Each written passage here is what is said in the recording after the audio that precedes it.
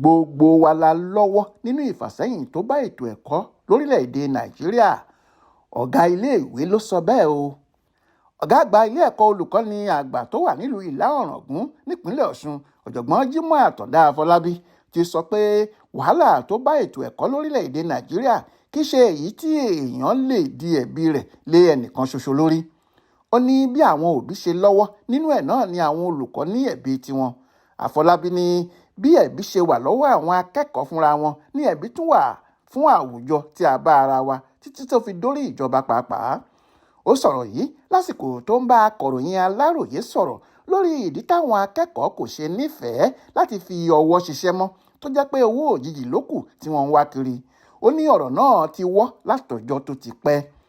Ó ní látìgbà tó ti di pé àwọn òbí ń lọ forúkọ àwọn ọmọ wọn sílẹ̀ ní miracle centers, ìyẹn níbi tí wọn yóò ti gba máàkì ńláńlá láì ṣiṣẹ́ kan, làwọn ọmọ ti rò pé kò nílò kéèyàn ṣe làálàá kankan láti wọlé ìwé gíga. Ó ní tí irú ọmọ bẹ́ẹ̀ bá jàjàwọ ilé ìwé kan tí ọpọlọ rẹ̀ kò sì gbé nǹkan tí wọ́n ń ṣe níbẹ̀, ó di kó bẹ̀rẹ̀ sí wá onírúurú ọ̀nà tí yóò fi kàwé yọrí pẹ̀lú tìpátìkúùkù. Ó ní kò ní sí ìwúrí kankan fún olùkọ́ tíjọba kò sanwó tó yẹ fún tàbí tí kò gba owó oṣù rẹ̀ déédéé láti fi gbogbo agbára kó àwọn akẹ́kọ̀ọ́. Olùkọ́ àgbà yìí ni ó ṣeni láàánú pé ọ̀pọ̀lọpọ̀ àwọn ọ̀jọ̀gbọ́n, ìyẹn àwọn pòfẹ́sọ̀, ní owó oṣù wọn kò tó 1,400 náírà. Ó sọ síwájú sí i pé ohun pọn pàtàkì tó fà á tí kò fi sí rògbòdìyàn tàbí wàhálà kankan níléèwé tàwọn ni ọwọ́ tí àwọn fi mú àwọn akẹ́kọ̀ọ́.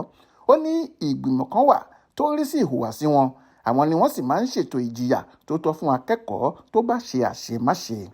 Florence Babasola ló mú ìròyìn wá fún Aláròyé online television.